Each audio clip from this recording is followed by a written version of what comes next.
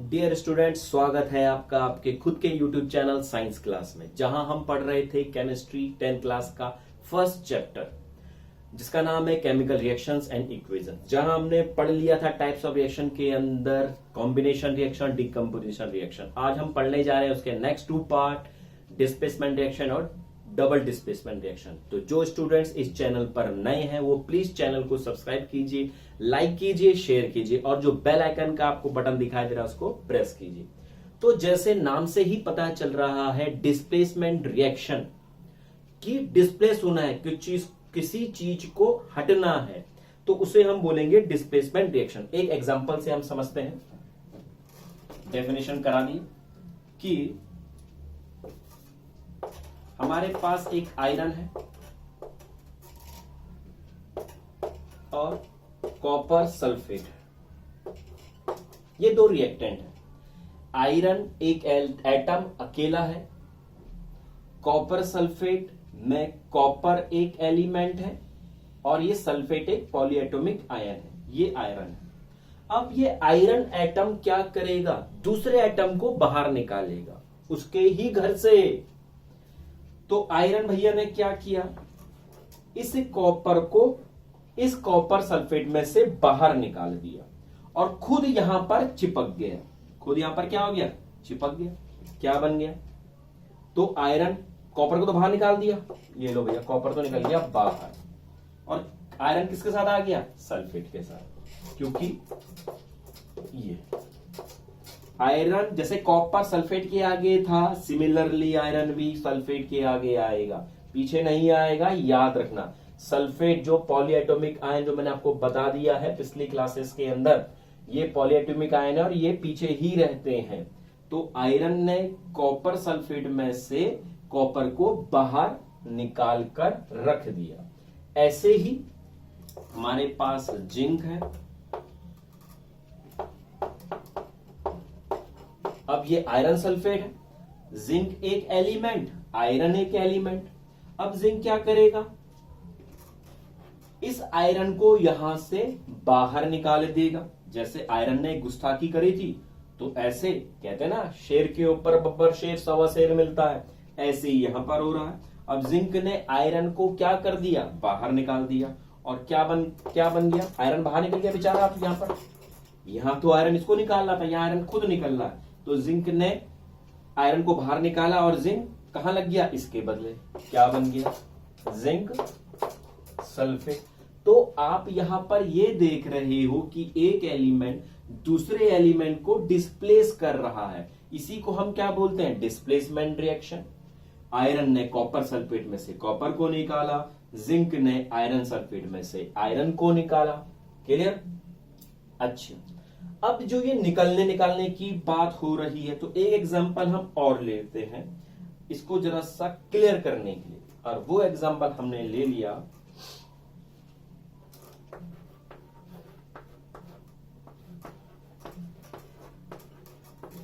ये ले लिया मैग्नीशियम एक एलिमेंट, कैल्शियम एक एलिमेंट, कैल्शियम सल्फेट के साथ लगा हुआ है।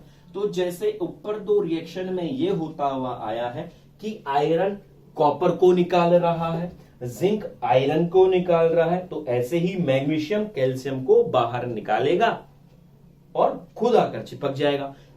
पर यहां ऐसा नहीं होने वाला है। अब ये भैया क्यों नहीं होने वाला? ये रिएक्शन होगी नहीं, ये ऐसी का ऐसा ही रहेगा। यहां मैग्नीशियम के साथ कोई रिएक्शन नहीं, कोई भी रिएक्शन नहीं।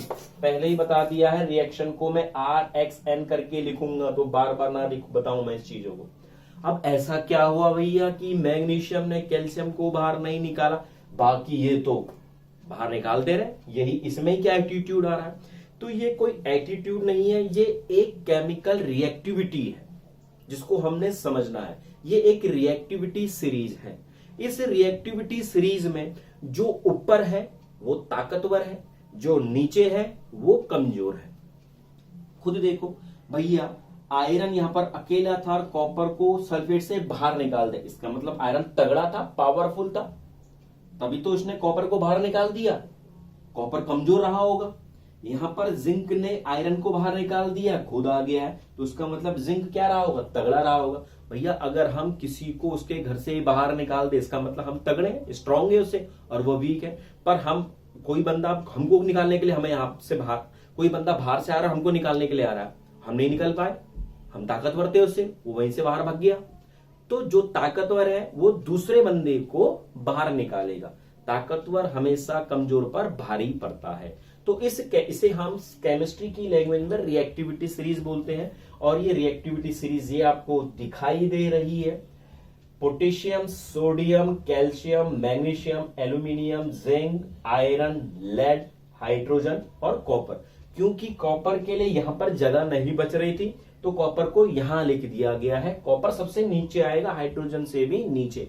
अब इसको याद करने का तरीका कि कालू नाथ का महंगा आलू जरा फीका पड़ा है क्योंकि। अब क्यों फीका पड़ा है इसको हम बाद में समझेंगे, है ना। कुछ भी समझ लो यार, क्यों फीका पड़ा है, चीनी नहीं डाली तो फीका पड़ा है ना।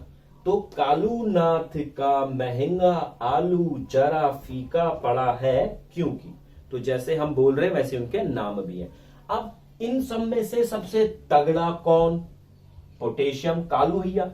सबसे कमजोर कौन, कॉपर।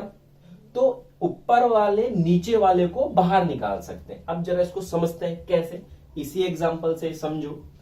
आयरन ने कॉपर सल्फेट में से कॉपर को निकाला। ऐसा क्यों हुआ, क्योंकि आयरन और कॉपर को देखो, इनको देखो भैया, ये दोनों कहां पर है, आयरन Fe, ये Fe यहां पर है, कॉपर Cu।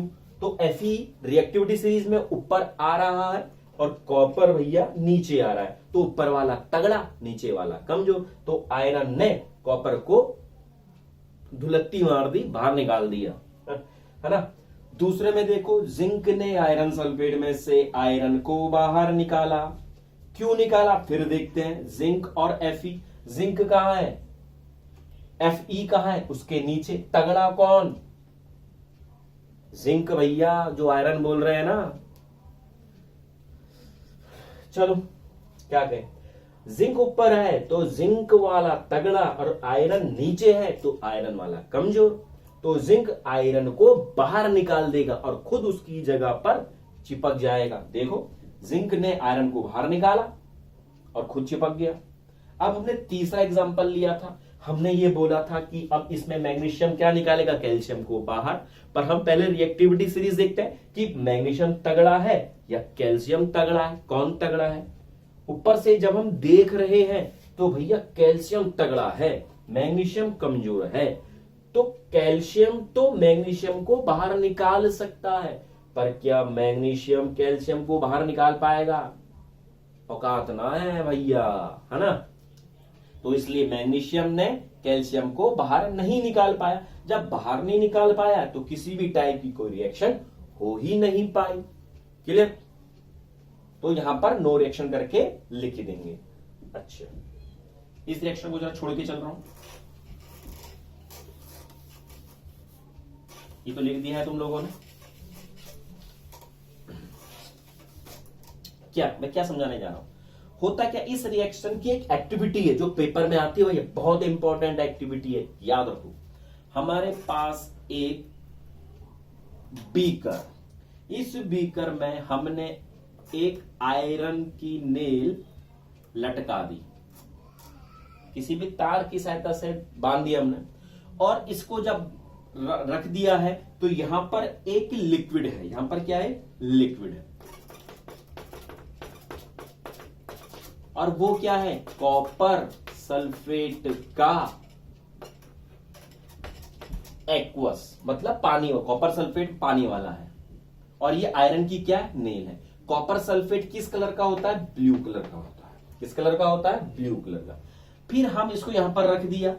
फिर कुछ देर बाद, 4-5 घंटे बाद हम लोग ये देखेंगे कि जो इस पूरे पानी का कलर जो नीला था वो कलर अब चेंज हो गया है। अब वो कलर हमारा हो गया है ग्रीन। कैसा हो गया, ग्रीन। अब वो कलर ग्रीन हो चुका है।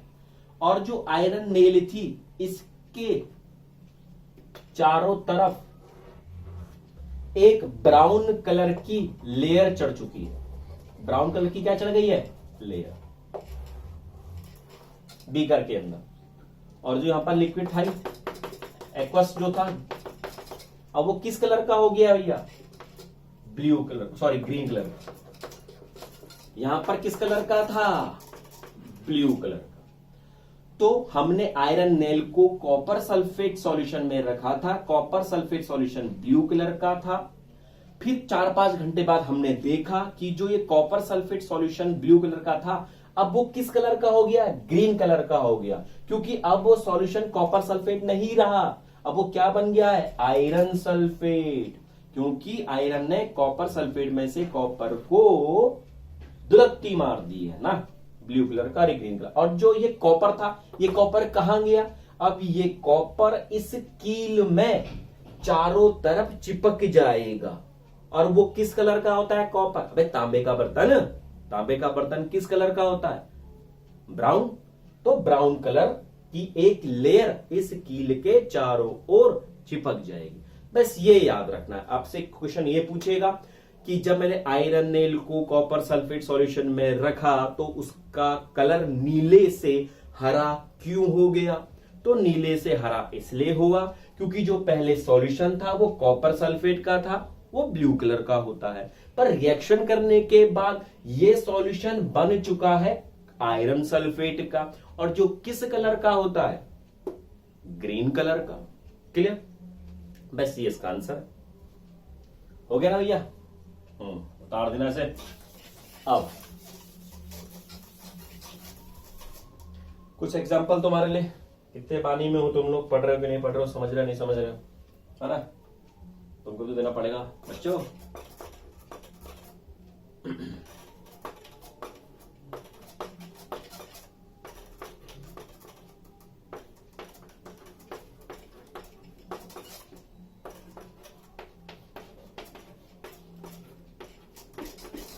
अब तो ये दे देंगे हमें क्वेश्चन के अंदर, कहेंगे कौन सी रिएक्शन होगी कौन सी रिएक्शन नहीं होगी, जो रिएक्शन हो रही है उसे कंप्लीट करो। तो हम देखेंगे भैया ये कुछ इस तरह के हमको दिखाई दे, जब पेपर में आएगा तब हमें यहाँ थोड़ा पता है कि कौन सी रिएक्शन है, कॉम्बिनेशन है, डिकम्पोजिशन है, डबल डिस्प्लेसमेंट है कि डिस्प्लेसमेंट है। वो तो हमको बार बार प्रैक्टिस करनी है, समझना है कि कौन सी रिएक्शन हो सकती है। तो हम देख रहे हैं यार यहाँ पर लेड, पीबी लेड, यहाँ पर जिंक सल्फेट, मतलब सल्फेट के साथ जिंक दिखाई दे रहा है, तो जाहिर सा लग रहा है कि ये कुछ डिस्प्लेसमेंट रिएक्शन हो सकती है ना। तो आप देखेंगे कि लेड जिंक को बाहर निकाल सकता है, तो रिएक्टिविटी सीरीज हम अपने दिमाग पे लेके आएंगे, देखेंगे इन दोनों में से कौन ऊपर है, लेड ऊपर है कि जिंक ऊपर है। लेड अगर ऊपर हुआ तो जिंक बाहर निकल सकता है, अदरवाइज जिंक बाहर नहीं निकलेगा। देखो भैया जिंक पहले आया है, लेड बाद में आया है, जिंक ऊपर है, लेड नीचे है। जिंक ज्यादा पावरफुल है, जिंक लेड को बाहर निकाल सकता है उसके घर से, पर लेड जिंक को उसके घर से बाहर नहीं निकाल सकता है। तो रिएक्शन होगी, नो। ऐसे ये देखना है, ऐसे यही देखना है, और आपने करते चले जाना, खत्म। अब आपकी आ गई है डबल डिस्प्लेसमेंट रिएक्शन, चौथी reaction double displacement reaction.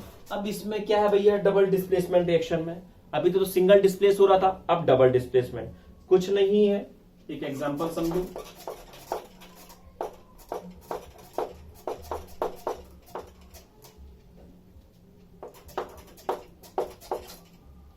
Sodium sulphate और बेरियम क्लोराइड।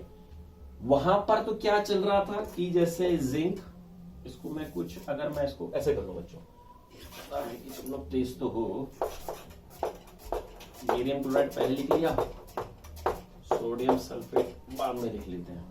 जैसे वहां चल रहा था जिंक प्लस आयरन सल्फेट, ऐसा चल रहा था ना। यहां पर सल्फेट के साथ सोडियम, और यहां पर अकेला नहीं है कोई, देखो दिख रहा है अकेला, यहां पर तो BA भी है, Cl भी अकेला नहीं है, थकेला है ना, मतलब दो है। पर यहां पर जो अभी हमने करी थी डिस्प्लेसमेंट रिएक्शन, सिंपल डिस्प्लेसमेंट, वहां पर खाली जिंक है, अकेला है, पर इस वाले में थकेला है, दो दो हो गए। तो यहां पर क्या होगा, यहां पर जो बेरियम है वो सोडियम को रिप्लेस कर देगा और सोडियम बेरियम को डिस्प्लेस कर देगा। मतलब बेरियम चले जाएगा अपने घर से दूसरे घर में, सोडियम चले जाएगा अपने घर से दूसरे घर में। पहले वाला इधर, इधर का पहले वाला इधर, पर यहां तो केवल जिंक ही जा रहा था क्योंकि इसका तो कोई घर बार था नहीं।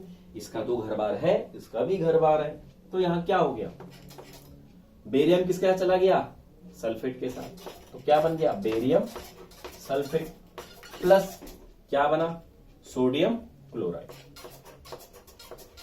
अब कई बच्चे सोच रहे होंगे यार यहां तो बेरियम क्लोराइड में Cl के साथ 2 लगा हुआ है, यहां Cl के साथ नहीं लगा हुआ है कुछ, यहां तो सोडियम के साथ 2 लगा हुआ है, यहां सोडियम के साथ कुछ भी नहीं लगा हुआ है। ये क्या गड़बड़ झाला हो रहा है यार, फॉर्मूला समझ में नहीं आ रहा। तो भैया फॉर्मूला बनाना सिखा दिया था मैंने पार्ट 1 और पार्ट 2 इस वीडियो सीरीज में, तो वो देख लेना सही ढंग से जो बच्चे नए हैं चैनल में, तभी जाके समझ में आएगा कि ये भैया क्या हो गया, अफलातुनगिरी क्या हो गई है, दिमाग कंफ्यूज आ रहा होगा। तो दिमाग इसलिए कंफ्यूज आ रहा है क्योंकि पहला वाला पार्ट पढ़ा नहीं है, फॉर्मूले कैसे बनाते हैं वो देखा नहीं है, तो पहले उसको देखो और समझो। तो एक एग्जांपल ये हो गया, एक और एग्जांपल इसका बुक से, सारे एग्जांपल मैंने एनसीईआरटी बुक के दिए क्योंकि वही पेपर में आते हैं भैया, उसके अलावा और कोई इतना इंपॉर्टेंट नहीं है। ये हो गया आपका लेड नाइट्रेट, रिएक्शन कर रहा है पोटेशियम आयोडाइड के साथ। फिर देखो एक लेड एक नाइट्रेट 2 है, एक पोटेशियम और एक आयोडीन 2 है, तो लेड किसके साथ आ जाएगा, के साथ, और के वाला भैया किसके साथ चला जाए, के वाला कहां जाएगा, यहां। बस अब लिख दो कि पीबी के साथ आ गया आयोडीन और के साथ आ गया, यहां नीचे लिखा जगह नहीं इसने, नाइट्रेट। बस ये खत्म हो गया आपका। तो जिन बच्चों को ये फॉर्मूला बनाने में जरा दिक्कत हो रही है तो वो लोग बार बार प्रैक्टिस करें फॉर्मूला बनाने की, वीडियो 1 और वीडियो 2 केमिस्ट्री वाले पार्ट के, वो उसको आ जाएगा। और ये आपकी चारों टाइप की रिएक्शन मैंने कर दिया है। तो आज के लिए बच्चों बाय बाय।